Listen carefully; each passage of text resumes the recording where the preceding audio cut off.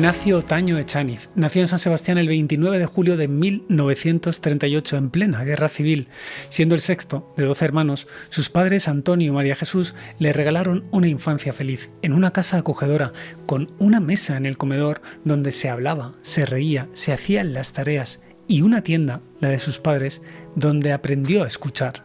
En este encuentro con Iñaki Sarasúa, él nos dice que allí, en la tienda, había una silla, la gente entraba, se sentaba y se ponía a conversar. De ahí aprendí la escucha, comenta Ignacio. Y es que nuestro hermano es un hombre de escucha, callado pero cercano, siempre disponible y dispuesto incluso a hacer, si hace falta y se lo piden, cosas que no sabe hacer, como entrenar al balonmano sin haber jugado nunca. Ignacio estudió en el Colegio de San Sebastián de los Marianistas y a la edad de 17 años entró en el noviciado. Es muy amante de su tierra, de La Real, tiene un gran sentido del humor y ha vivido en muchos lugares diferentes. Él nos confiesa que no le cuesta adaptarse y que ha estado muy a gusto en cada uno de esos sitios. Primero vivió en Zaragoza y Valencia, donde trabajó como profesor y subdirector, una etapa que culminó con la profesión de sus votos perpetuos. De ahí marchó a Friburgo, al seminario, donde se ordenó sacerdote en el año 70. A su ordenación fue toda su familia, un viaje que recuerdan con mucho cariño como un momento de unión familiar. Después volvió para España, a Zaragoza, como profesor y párroco, luego a Escoriaza como formador durante 5 años y de ahí marchó a Vitoria como capellán y director. En 1981 fue nombrado provincial de lo que se llamaba entonces la provincia marianista de Zaragoza, que comprendía la mitad este de España y también Colombia. Durante sus 8 años de gobierno se renovó la formación del noviciado, se acompañó el inicio de las fraternidades de laicos y se trabajó con un enfoque claro de justicia y paz. Como recuerda Hugo Diego Caiturri en ese testimonio, Ignacio siempre era quien recordaba ante la siempre creciente oferta de actividades colegiales si con eso no se estaba dejando fuera a las familias menos pudientes. En 1989 fue enviado a Roma para ser rector del Seminario Internacional Marianista. Su sobrino Joseba, quien también veréis en esta entrevista, recuerda que Ignacio, su tío, era el mejor guía para visitar la capital italiana. 10 años después volvió a España, primero a Almería, después a Barcelona y finalmente a Vitoria, donde es el actual capellán del colegio. Sobre su vocación religiosa, Ignacio cuenta que lo primero que le atrajo de los marianistas era el ser educador. Gran pedagogo, sus libros han inspirado a muchos educadores marianistas. No se cansa de repetir el enorme respeto que hay que tener al alumno y la preparación que debe tener el profesor para poder dar lo mejor de sí mismo. El amor es el nervio de la educación, nos dice. Aunque afirma que es tímido y que le cuesta compartir, mostrar sus sentimientos, en este vídeo lo vais a ver emocionarse cuando habla del Papa Francisco y de Jesús. Él nos dice: yo ya no me planteo ser perfecto o imperfecto, sino discípulo de Jesús. Para él, la oración es su fuente. En la entrevista dice también: a veces voy a la capilla y simplemente estoy. Para mí, Jesús es todo. Cuando estoy con Dios salgo fortalecido. Por ello, intento que mi vida sea una oración continua. Cuando leo, me divierto, Dios está allá. Muchas gracias, Ignacio, por tu vida de servicio, por tu vocación y por tu testimonio. Es esperanza y fortaleza para todos nosotros. Yo lo primero, Ignacio, me salía a preguntarte ¿qué recuerdas tú de tu infancia en tu Donosti natal? Yo el recuerdo que tengo es de una familia, mi familia es familia numerosa, 10 hermanos. 10 hermanos, sí.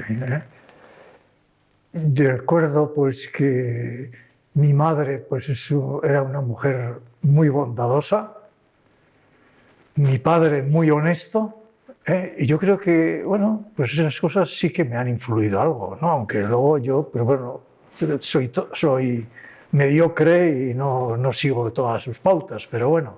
El tema de la lengua y la cultura, ¿qué papel tuvieron en esa infancia tuya? Yo muchas veces iba al pueblo de Azpeitia, que era el pueblo de mi madre, y entonces allá se hablaba euskera, y si querías jugar lo que sea, tenías que hacerlo en euskera. Y entonces, bueno, pues el euskera mantuve el euskera.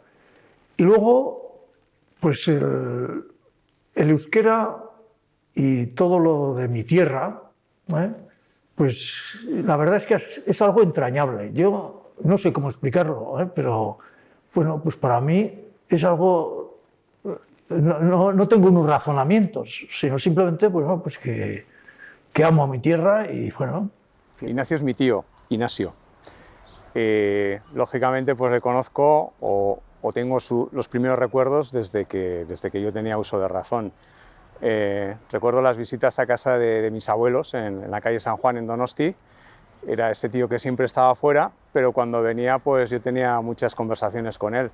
Yo entonces ya asistí al Colegio Marianista Saldapeta en Donosti y bueno, pues ahí tuvimos nuestro primer vínculo, ¿no? con ese tema común que era el colegio, los profesores, las clases, bueno, cómo funcionaba todo.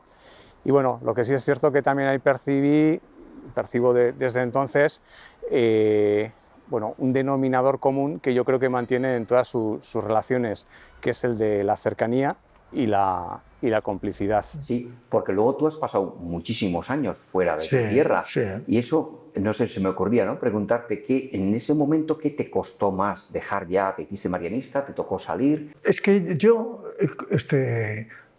al ir a un sitio determinado, pues siempre he entrado bien en ese sitio. O sea, no he tenido problema De adaptación. para adaptarme a ese sitio. Después del noviciado fui al escolasticado en Zaragoza, unos 3 años fenomenales. Después fui a Valencia y en Valencia estuve 8 años y en Valencia hice de todo. O sea, fui hasta entrenador de balonmano, que no tengo ni idea de balonmano, pero bueno, pero fui entrenador de balonmano.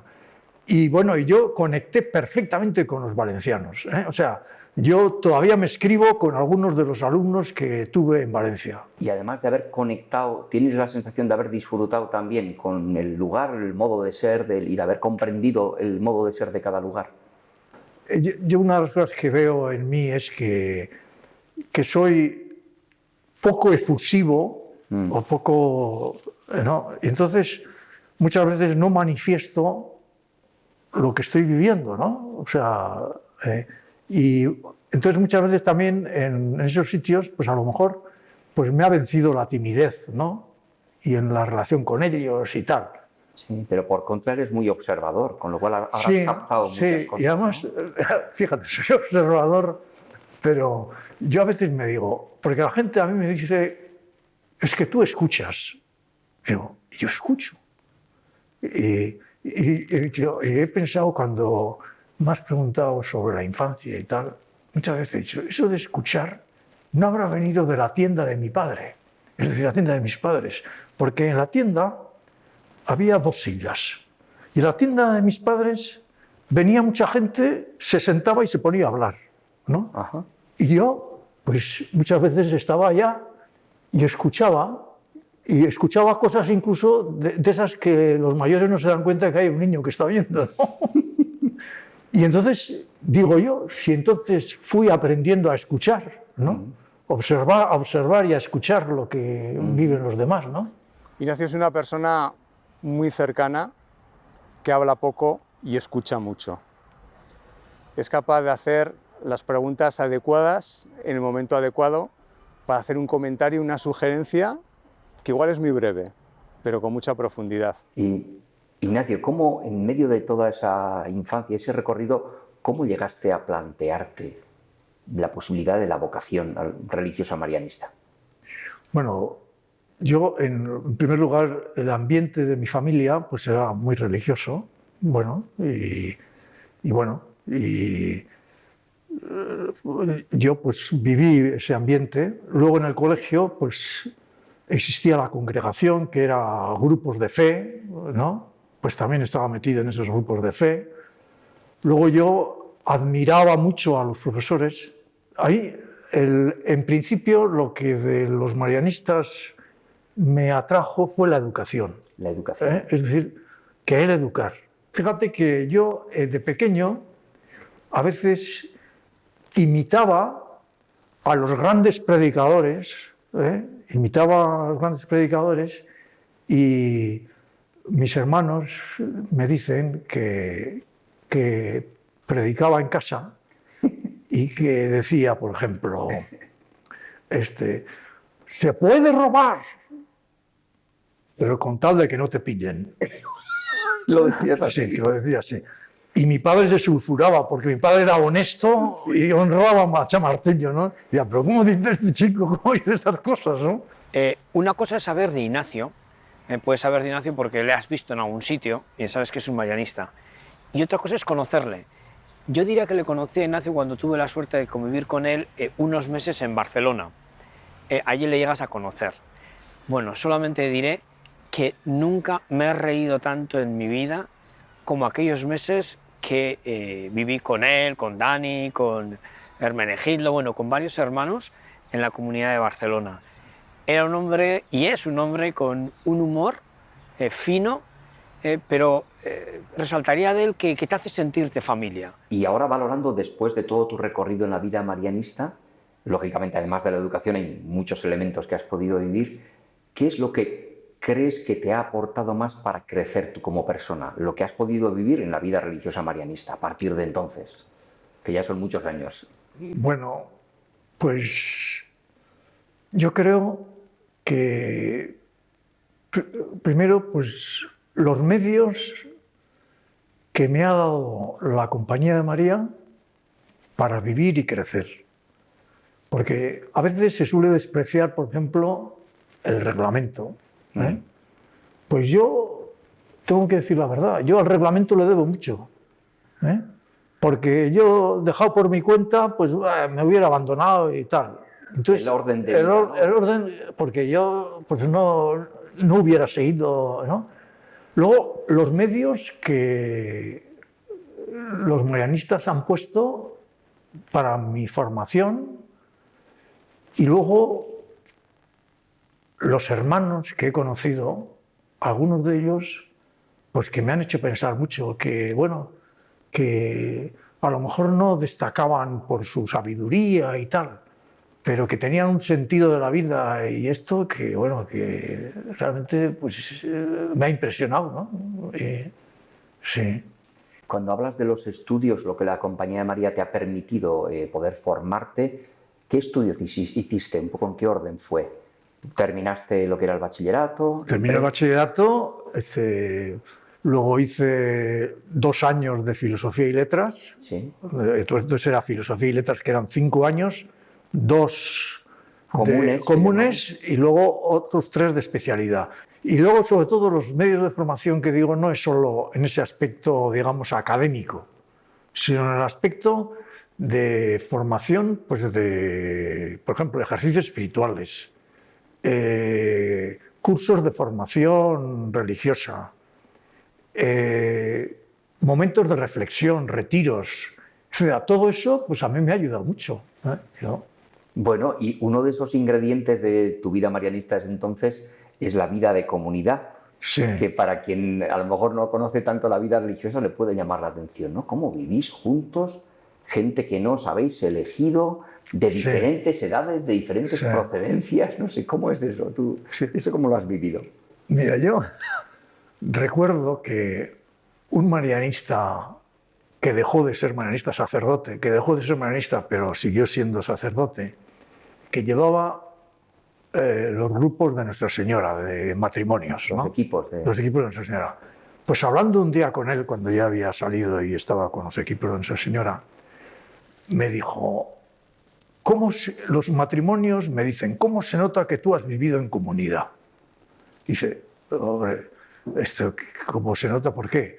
Dice, porque tú sabes muchas de las cosas que pasan en la relación entre personas, entre esposos, y tú has vivido en comunidad muchas de esas cosas. No exactamente igual, claro. Pero bueno, pero las has vivido. la relación humana. La relación humana. Y entonces, en comunidad, pues yo veo eso, que hay una relación humana que te enriquece, pero que también te obliga a pensar en el otro, a no cerrarte en ti mismo. Y yo creo que lo peor que te puede pasar es que tú te encierres en tu castillo y que los demás no pintan nada, ¿no? También uno de sus dones más destacables es la sabiduría, una sabiduría llevada desde la humildad y desde la sencillez. Al igual que María, su presencia siempre es discreta, siempre está atento, en posición de camino, dispuesto al servicio. En esa vida de comunidad, que lógicamente tiene sus dificultades también por lo distintos que somos y como la relación humana, ¿qué ayuda más? ¿Qué ayuda a vivir feliz dentro de las complicaciones que puede tener, como cualquier relación humana, una vida de comunidad? ¿A ti qué te ha ayudado? Los hermanos que me han aguantado, y también a los que yo he tenido que aguantar. O sea, las relaciones, a mí a veces, a veces tienes un choque con uno o algo que no te gusta de uno y tal, y estás rabiando y tal, pero luego me doy cuenta, sí, pero este tiene unas cosas buenas también y que si no fuese por él, pues yo no podría hacer no sé qué y no sé cuántos, ¿no? Y entonces me hace relativizar lo negativo y valorar lo positivo. Eso en la vida de comunidad, pues, a mí me ayuda además a vivir sereno, porque yo creo que vivo sereno y tranquilo porque me parece que sé relativizar lo negativo y valoro lo positivo, creo. Sí, yo de lo que te conozco me cuadra, sí, efectivamente. Pero yo diría, si me preguntaras a mí qué ayuda, y además en tu caso, yo creo que también hay cosas sencillas que ayudan. A mí, por ejemplo, me gusta tu humor y me parece que el sentido del humor también ayuda a relativizar. O sea, una cosa es una visión profunda que tú has dicho, ¿no? De saber ver detrás de los defectos también la bondad de la persona y tal. Pero efectivamente, luego en el día a día también ayuda, pues por ejemplo, el sentido del humor, el podernos meter uno con otro. Sí, a mí eso me gusta mucho. O sea, a mí me gusta mucho que me tomen el pelo. O sea, que a mí me gusta. Cuando hablan de Donosti, de la aldea pesquera y tal, dices, bueno, pues... Sí, tú entras al trapo fácil. Sí, eso está muy bien.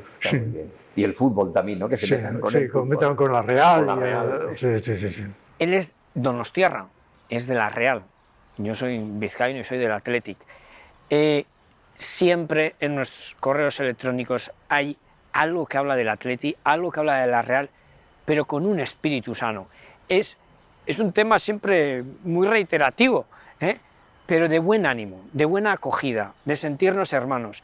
Es con el que más disfruto hablar de fútbol, porque siento una comprensión graciosa, sana. Si no recuerdo mal, Ignacio, tú fuiste, antes hablábamos de los estudios, ¿no?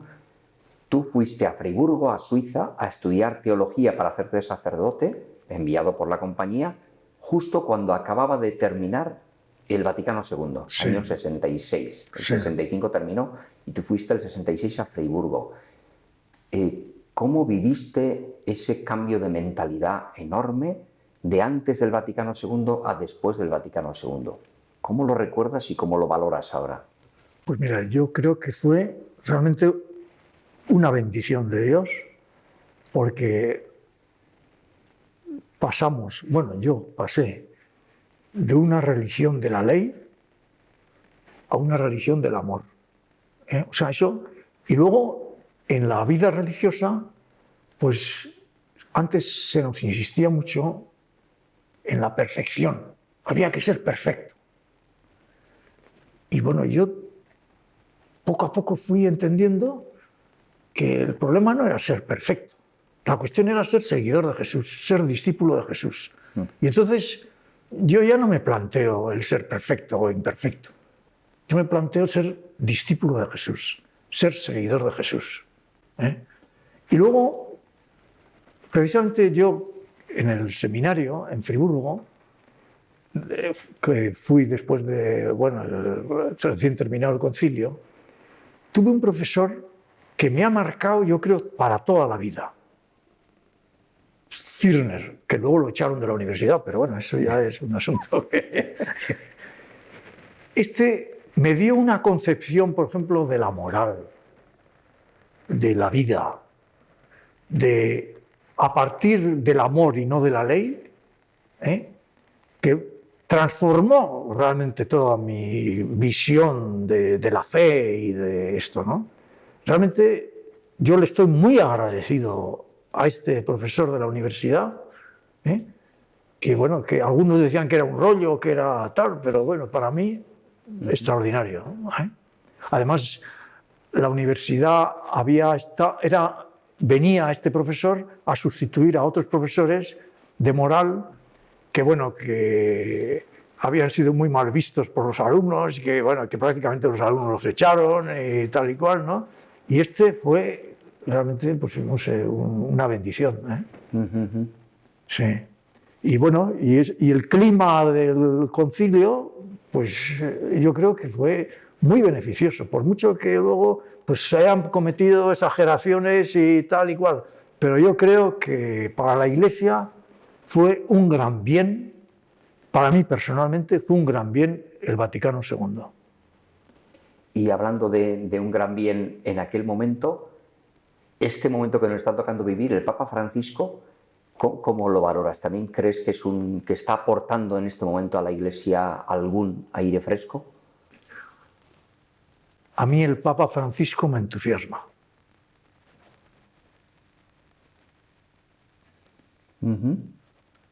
A mí también, que lo sepas. Sí.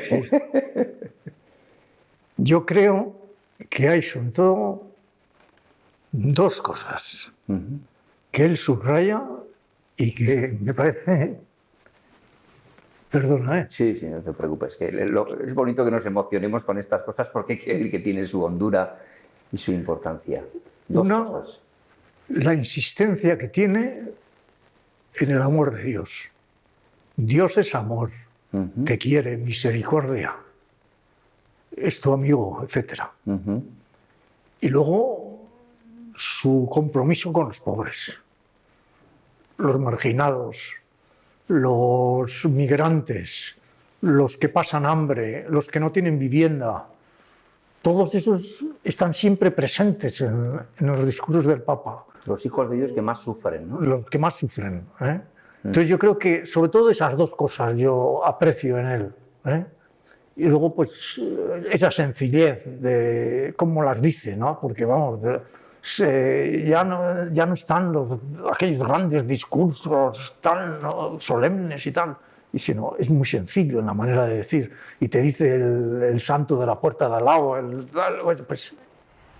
Ha sido el que ha puesto la puntilla en nuestros centros educativos diciendo este excesivo actividades extraescolares no dejaban al margen a los niños y a las familias más pobres, a las familias con menos capacidades. Siempre ha tenido un punto de acercamiento y un punto de sensibilidad enorme hacia el más necesitado. Bueno, ya que hablamos ahora mismo del Vaticano y del Papa, tú estuviste en Roma 9 años. Sí. Como rector del Seminario Internacional, ¿no?, de todos los marianistas del mundo que van allí a formarse para el sacerdocio. ¿Qué tal tu experiencia romana? En la Iglesia, pues yo la verdad es que esa parafernalia, esos capisallos, mitras, todas las exhibiciones y tal, yo creo que no le hacen bien a la Iglesia y no dan buena imagen de la Iglesia. Yo creo que no es eso lo que Jesús quiere, me parece a mí, ¿eh? Entonces este Papa ya está haciendo lo posible, ¿no? Pero yo creo que, bueno, que tiene que cambiar ese exhibicionismo, además exhibicionismo totalmente anticuado, y tiene que desaparecer, ¿eh? Bueno, en esos años tu misión fue ser un poco el responsable de la formación de los seminaristas marianistas, ¿no?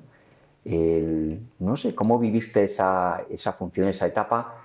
Que imagino que no tuvo que ser fácil. Yo compartí 3 años allí contigo porque éramos venidos de todo el mundo, de culturas muy diferentes, cada uno de su padre y de su madre. Y bueno, ¿cómo fue eso de ayudar a formarse a gente? En ese momento éramos de 11 países distintos. Sí, bueno, y es una riqueza muy grande el tener seminaristas de distintos países y tal, y de distintos continentes, pero a veces he pensado si es del todo bueno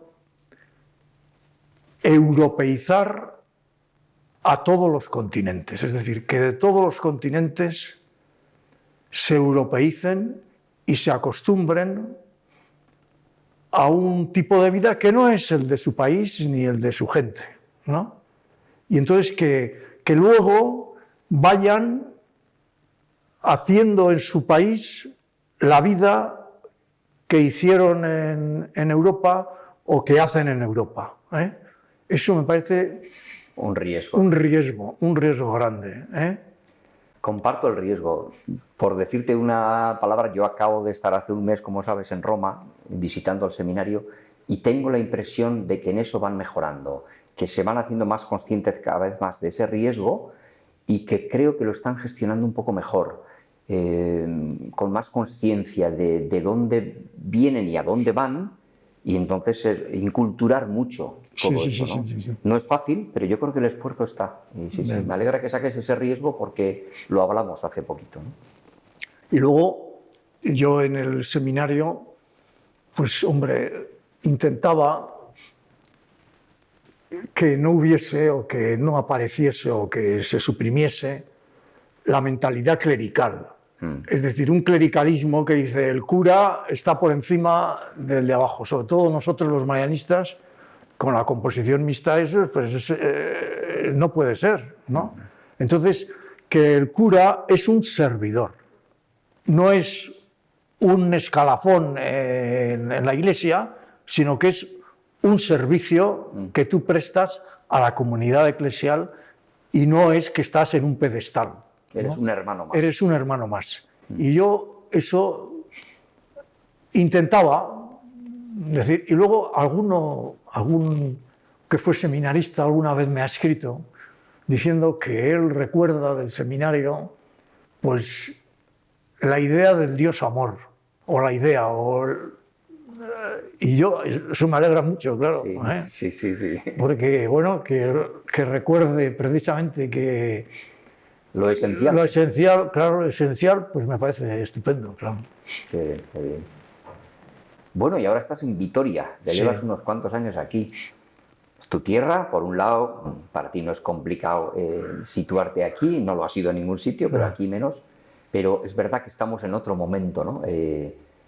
Un momento de una secularización muy fuerte y muy rápida, especialmente aquí en Euskadi, también en otros sitios. ¿Cómo valoras, cómo te sitúas ante esto y no sé, cómo lo explicas, cómo lo valoras? Bueno, vamos a ver. Yo no soy sociólogo y no sé cuáles son las causas y tal. Sí me sorprende que precisamente una generación que no ha conocido una iglesia impositiva, una iglesia pues que se imponía porque sí, no ha sido esa la mayoría de la generación actual, no ha vivido eso, sin embargo sea anticlerical. Dice, pero es que yo muchas veces digo, pero el clero, ¿qué te ha hecho a ti? ¿Eh? O sea, antes podía ser que a veces decían, es que la educación que hemos recibido y tal y cual, pero si ahora a nadie se le impone ni esto, bueno, pero eso es un hecho, ¿eh? Que aunque quizá a lo mejor más que el anticlericalismo sea la indiferencia, el agnosticismo, esto, ¿no? Entonces, a mí me hizo pensar mucho y bueno, y agradecí lo que el Papa Francisco decía sobre los jóvenes, ¿no? Decía, algo así, aunque no admitan todas las enseñanzas de la Iglesia, aunque no, pues hay que recibirles, porque hay que valorar, hay que dejarles espacios donde puedan expresar sus dudas, sus vacilaciones, sus traumas, sus problemas, ¿eh?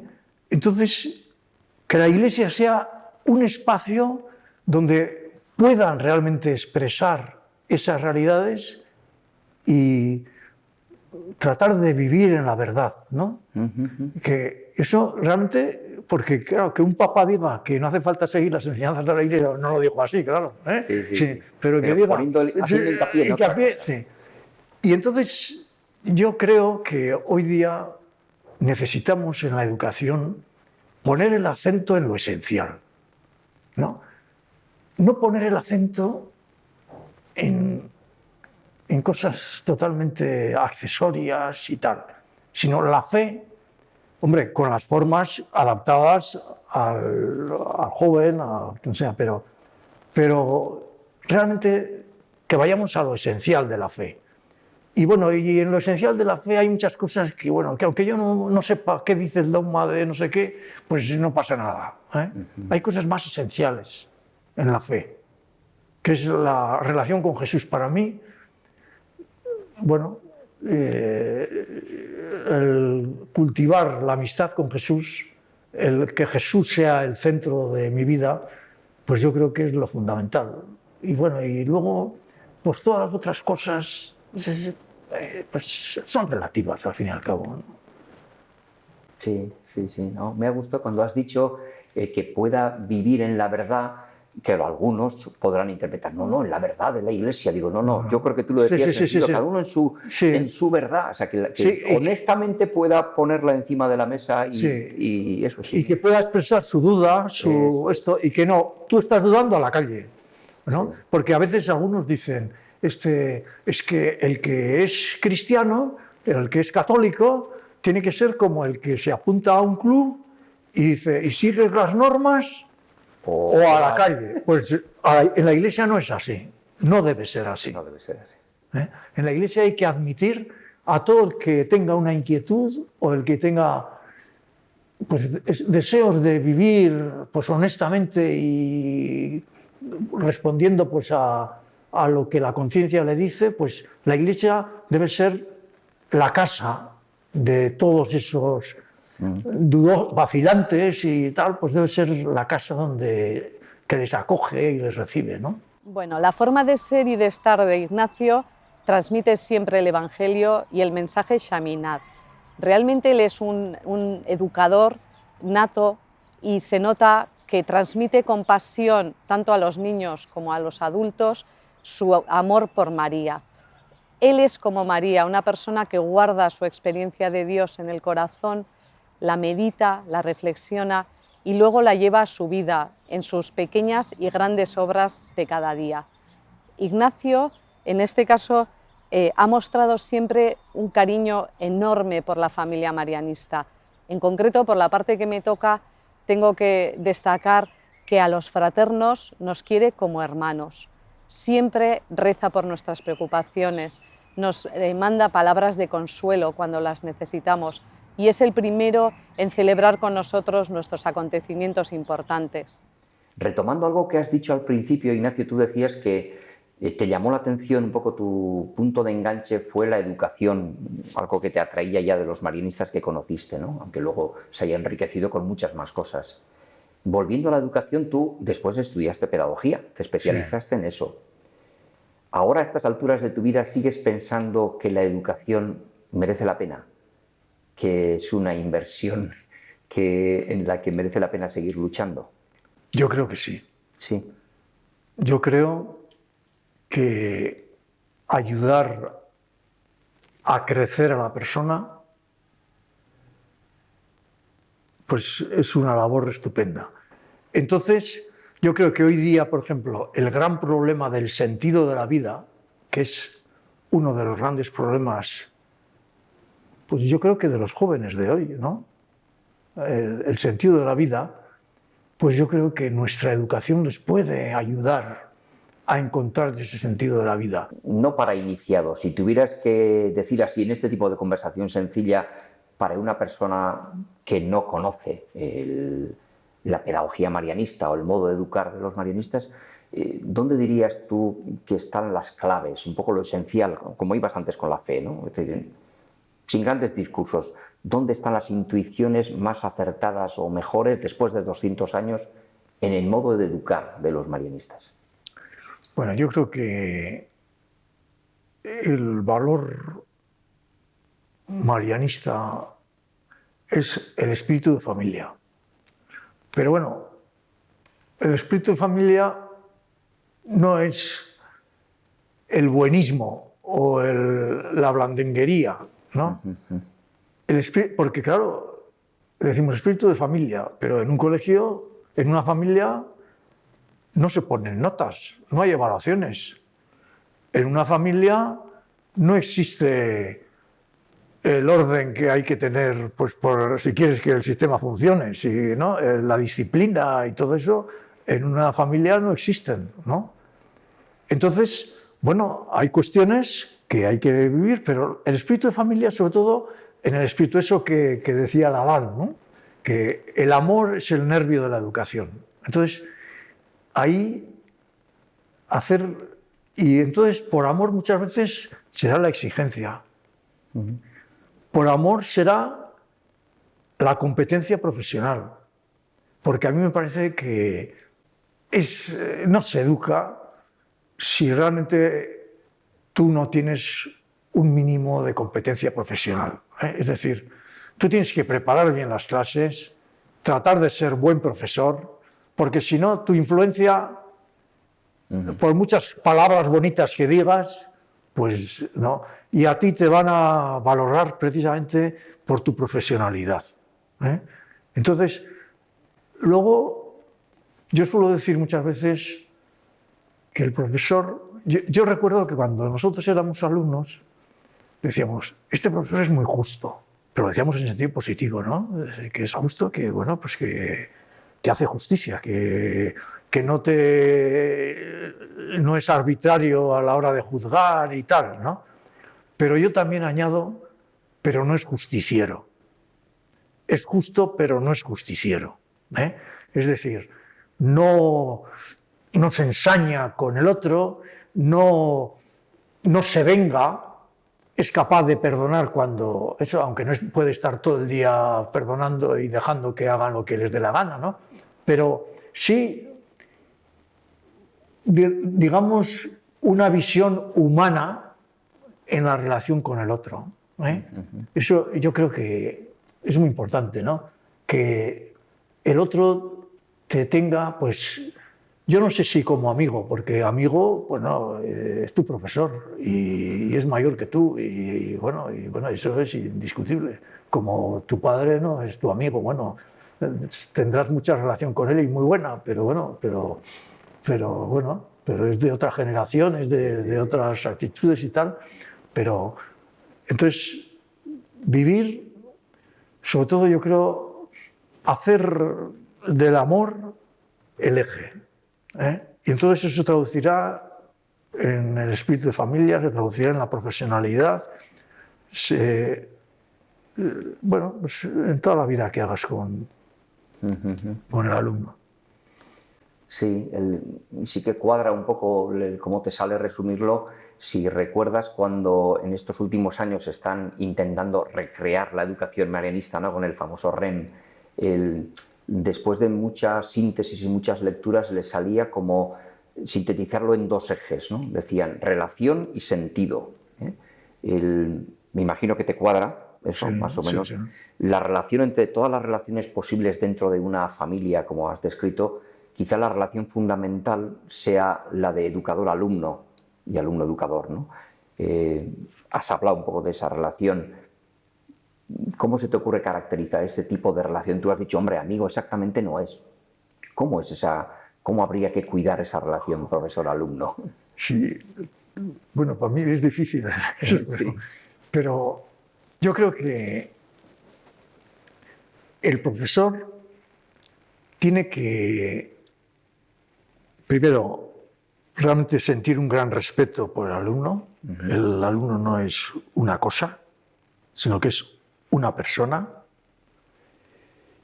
Y luego, él como educador tiene que tratar de ponerse en la situación del otro, pero sin salir de sí mismo. No sé si me explico.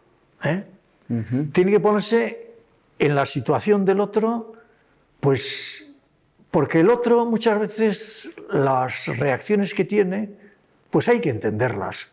Cuando un chaval pues te contesta de malas maneras y tal, pues no lo puedes tomar como si fuese un adulto, ¿eh?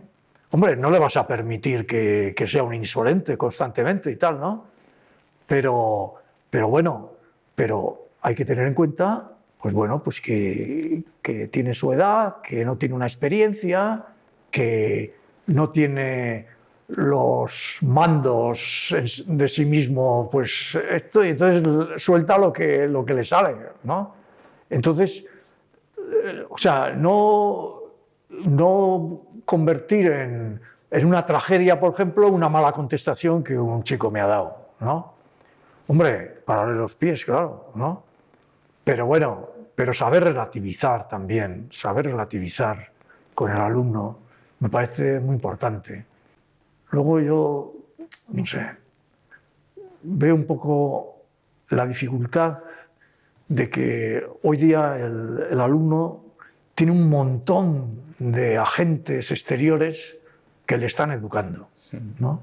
Y entonces yo estoy en inferioridad con respecto a eso, aunque domine, yo no domino, ¿no? Pero los que dominan las técnicas y tal, pero no es cuestión de técnicas eso, es otra cuestión, esa cuestión de empatía personal y tal, y eso es lo que hay que cuidar, la empatía personal, ¿no? Sí. Y entonces interesarme por él.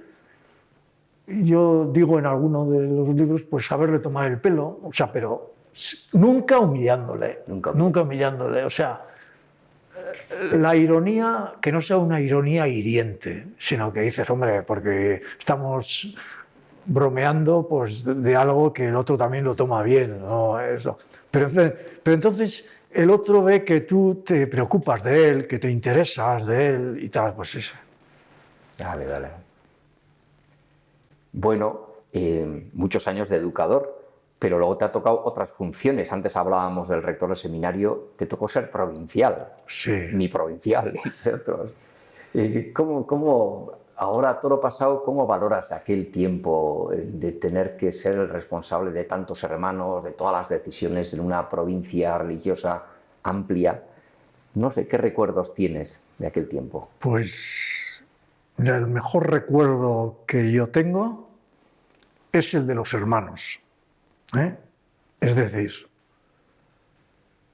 yo solía escribir algunas pequeñas reseñas biográficas de los que, Sí, de los que fallecían. los que ¿no? fallecían, y realmente yo muchas veces me emocionaba Al escribirlas. al escribirlas. Me costaba a veces mucho escribirlas, pero me emocionaba porque dice, pero este hombre, si lo hemos tenido como tal, y ha estado viviendo una vida intensa, profunda y tal, ¿no? Luego, la dedicación de muchísimos hermanos, tanto dentro como fuera de la comunidad, pues yo guardo, a pesar de que pues sufrí porque soy muy sensible a muchas cosas y tal, ¿no? Pues uno que dice una palabra, otro que dice otra y tal, bueno, pero yo tengo un buen recuerdo de mi tiempo de provincial. Me dolía mucho, sufría mucho con los cambios de comunidad, que supongo que, bueno, no sé. Sí, a mí me pasa igual. Yo, por ejemplo, cuando veía a uno que estaba perfectamente encajado en un sitio y que estaba a gusto, bien, y que le tenía que decir, oye, pues hemos decidido cambiarte a tal sitio, joder, es que se me caía el alma, ¿eh? Pero tengo que decir que en la mayor parte de las veces me respondieron de una manera admirable, ¿eh? Yo estoy muy agradecido a los hermanos por las respuestas que me dieron. Con espíritu de fe. Sí, espíritu de, bueno, pues si veis que esto es lo mejor, pues yo aquí obedezco porque creo que esto es lo que Dios me pide. Y bueno, yo ante eso me quedaba, vamos, asombrado, ¿no? Bueno, asombrado, pero bueno, al mismo tiempo pues muy entusiasmado, vamos. Y luego, pues bueno, pues eso, pero... Antes hablábamos de pedagogía, que fueron tus estudios principales, pero yo en mis conversaciones contigo siempre recuerdo que citabas frases o libros de algún psicólogo. Siempre te ha gustado también esa, como, no sé si entender la psicología humana y sobre todo a cosas como muy básicas que ayuden a vivir, ¿no? No sé, que a estas alturas de tu vida, ¿qué cosas dirías que de la psicología humana ayudan a vivir feliz?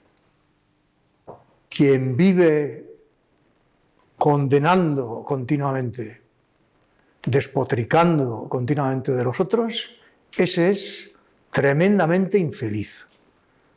Se condena a sí mismo, además de condenar a los demás, se condena a sí mismo. Sin embargo, el que habla bien de los otros, el que trata de ser amable, bueno, eso es, por ejemplo, eso es un ideal que yo tengo en mi vida, pero estoy muy lejos todavía de eso, ¿no? Pero ese es feliz, porque tiene paz y da paz a los demás. Un tema esencial en la vida de un religioso es la oración. ¿Tú cómo has vivido eso en tu vida? Bueno, yo tengo muy presente, al enfocar la oración, la parábola del fariseo y el publicano. Es decir, el fariseo hacía una oración brillantísima. Tenía unos discursos extraordinarios, podía decirle a Dios lo bueno que era, tal, extraordinario. Pero salió de la oración, pues, sin la sensación de haber sido salvado. No habló con Dios. No. Sin embargo, el publicano no sabía qué decir. Señor, ten piedad de mí. No tenía discurso. Sin embargo, la actitud fue lo que le dio la sensación, la impresión de que Dios le había salvado. Entonces, pues yo la verdad es que soy hombre de pocas palabras y eso lo vivo también en la oración. Yo a Dios le digo pocas palabras, porque, bueno, entonces es porque me distraigo mucho en la oración, pero yo cuando me doy cuenta le digo, bueno, pues ten en cuenta todas estas cosas que he pensado ahora, pues tenlas en cuenta y esto. Pero yo sobre todo enfoco la oración como estar con Dios. No es tanto ni tan siquiera hablar con Dios, es estar con Dios. Yo a veces, demasiadas pocas por desgracia, pues simplemente voy a la capilla y estoy. Y en los momentos de oración de la comunidad, pues bueno, a veces me ayudo de un libro, de una frase del Evangelio, porque para mí Jesús es todo. Para mí, lo que Jesús me diga, pues, bueno, dogma de fe, porque es dogma de fe. Sí. Yo diría que para él Jesús es humanidad, y eso está en él. Si algo es Ignacio, es humano, y él quiere llevar la humanidad de Jesús a los demás. No es fácil decir cosas de Dios acertadas, me imagino. Si tuvieras que seleccionar alguna, ahora que con el tiempo uno se va volviendo un poco más sabio y más cauto también, bueno, decir, de Dios, ¿qué te atreverías a decir? Bueno, pues mira, yo de Dios digo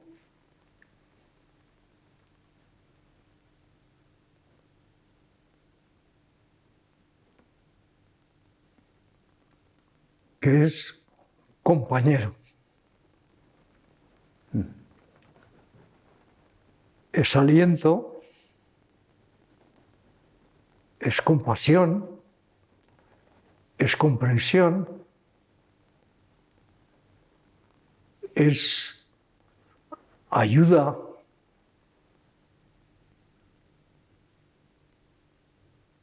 bueno, yo estoy de acuerdo con eso de que a veces nos recuerdan que Dios es juez, pero Dios es juez de misericordia. La justicia de Dios es la misericordia. y yo trato siempre de enfocar todo, mis homilías, mis tratos con otros, por ahí, la misericordia. Dios es misericordia. Eso es lo que yo creo. Sí. Para mí es un hombre de una fe muy profunda, pero con una pedagogía muy grande, con una ternura que te cautiva.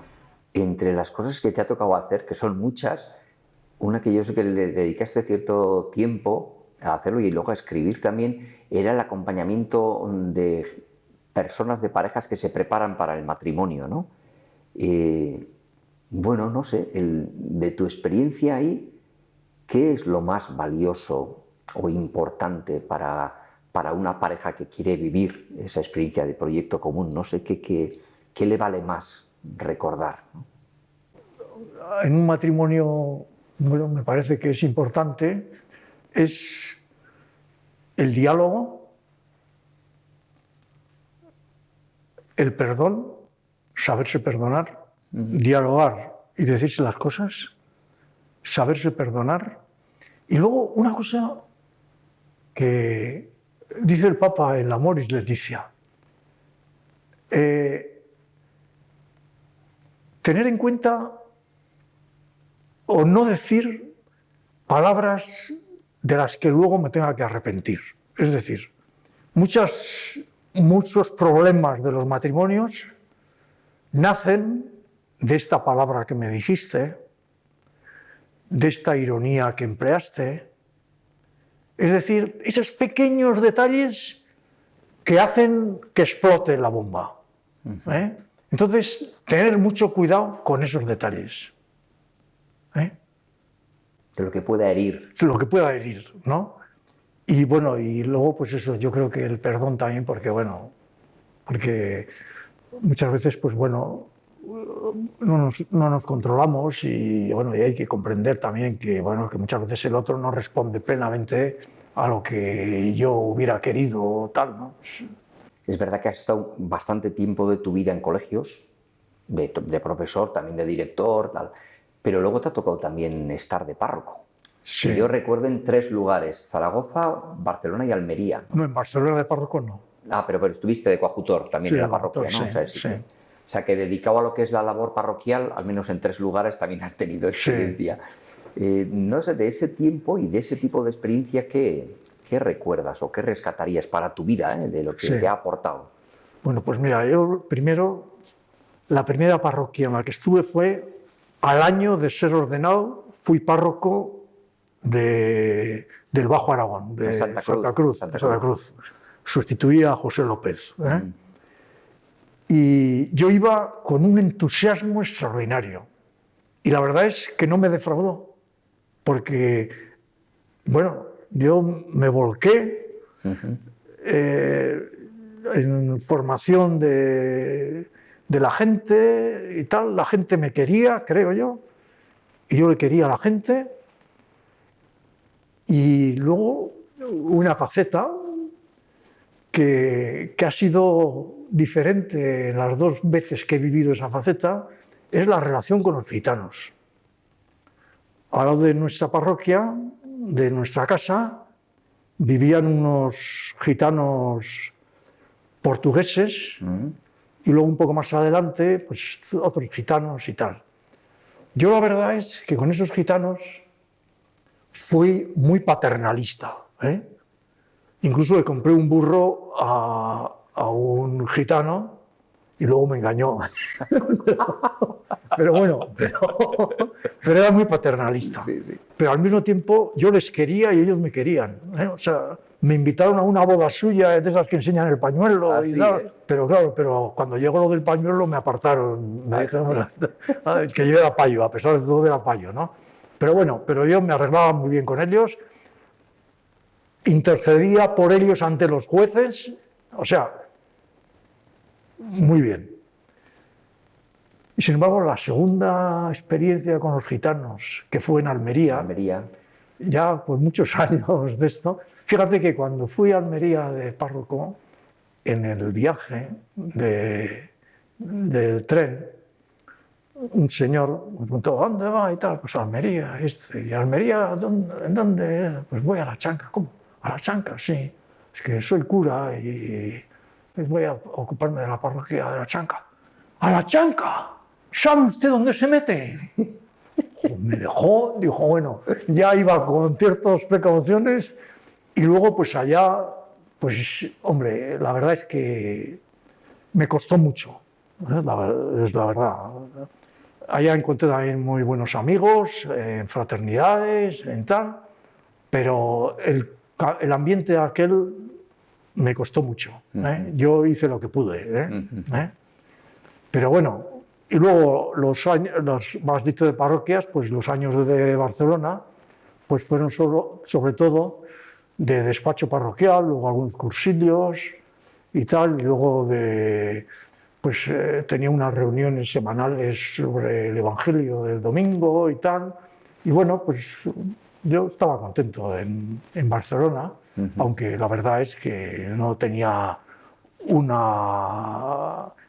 trabajo inmenso, grande responsabilidad, sino más el trato con la gente. Sí. Bueno, lo que yo recuerdo de ti, del tiempo del seminario y luego posteriormente, es que tú eres un hombre muy valorado como acompañante espiritual. El tema del acompañamiento espiritual que yo creo que en los últimos tiempos además cada vez lo vemos más como necesidad. Yo recuerdo que hace unos años, cuando nosotros éramos jóvenes, de esto no se hablaba demasiado. Nos lo decían en el noviciado, pero poco más, ¿no? Y yo creo que ahora sí que está como recuperando su sitio, su valor y, no sé, tu experiencia del acompañamiento espiritual vivido y ofrecido, no sé, ¿qué destacarías? Bueno, yo escucho, entonces esa parte bien, porque el acompañante espiritual tiene que escuchar, y yo creo que sí, que escucho, pero lo que no sé es orientar, porque a mí me da mucho repelús meterme en la vida del otro. Dice, bueno, pues él sabrá lo que tiene que hacer, ¿no? Y me cuesta mucho eso, ¿no? Y por supuesto yo jamás digo a nadie lo que tiene que hacer, ¿no? Y bueno, y creo que el acompañante espiritual no debe decir al otro lo que tiene que hacer, sino hacerle descubrir a él lo que tiene que hacer. Pero eso es lo que yo no sé. Es sacarle o que aflore eso que tiene que hacer, ¿no? Es verdad que lo que tú dices, la parte de escucha es muy importante y yo creo que eso se valora mucho en ti. Y luego, aunque tú no orientes, pero al contar también tu propia experiencia en eso, a veces iluminas al otro, ¿no? Para que él vaya descubriendo por dónde. Yo creo que Ignacio, en su paso por este mundo, dejará mucha ternura, mucha sabiduría pedagógica y espiritual. Además de sus palabras que permanecerán para siempre en nuestra memoria y también en sus escritos, que son innumerables, Ignacio se quedará un poquito en nuestro corazón, porque él es esa persona que calladamente va dejando una huella profunda de las que no se borran. Ignacio dejará testimonio profundo de vida, una manera de ser comprometida y coherente. Dejará una sensibilidad grande por el ser humano, por el necesitado. Y dejará sobre todo gratitud, una gratitud que la percibimos por parte de quienes han compartido vida con él y que, además de percibirla, de escucharla en determinados momentos, la sentimos todos hacia él. Dejará mucho María, dejará muchas actitudes de María. Me parece que terminar con esta frase es lo más destacado. Felices los que hemos conocido a Ignacio, porque en unión con María nos ha mostrado a Jesús en nuestra vida.